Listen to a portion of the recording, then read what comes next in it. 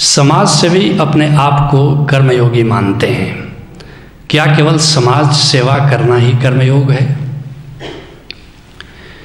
कर्म के जो 4 भेद हमने अभी बताए हैं, प्रतिकर्म, कर्म, विकर्म और अकर्म। सेवा को किस कोटि में रखोगे? इसे विकर्म की कोटि में रखना होगा। सेवा जो लोग करते हैं वो ड्यूटी समझ के नहीं करते हैं, वो रिस्पॉन्सिबिलिटी समझ कर करते हैं,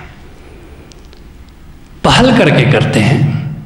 समाज में मान लो कोई किसी के घर कोई बीमार है, उसको अस्पताल ले जाना है, समाज ऐसा तो न कहो। भारत की आज़ादी तो परमात्मा की कृपा से हुई।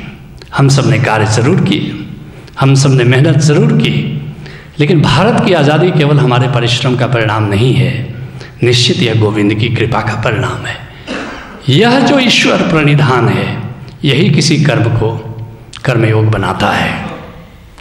चाहे अपने भीतर जो गोविंद बैठा हो उससे जोड़ करके कर्म करो, अथवा एक विराट में जो वही गोविंद बसा हुआ है उससे जुड़ करके कर्म करो, तभी वो कर्मयोग बनता है। जैसे मदर तेरेसा है, सेवा करती है, सारे जो अनाथ बच्चे हैं उसकी सेवा करती है। किस लिए करती है?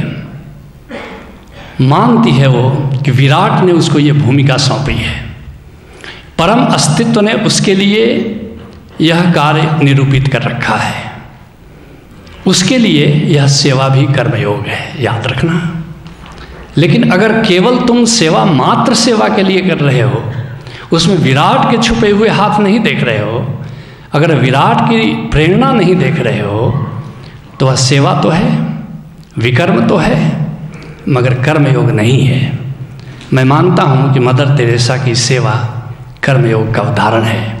गांधी की सेवा, गांधी ने देश की सेवा की, क्योंकि सर्वत्र वो ईश्वर प्रणिधान देखते रहे। लेकिन मार्क्स की सेवा को मैं कर्मयोग नहीं कह सकता, लेनिन की सेवा को मैं कर्मयोग नहीं कह सकता, यद्यपि सेवा उन्होंने भी की। माओ की सेवा को मैं कर्मयोग नहीं कह सकता, यद्यपि माओ ने भी बड़ी सेवा की।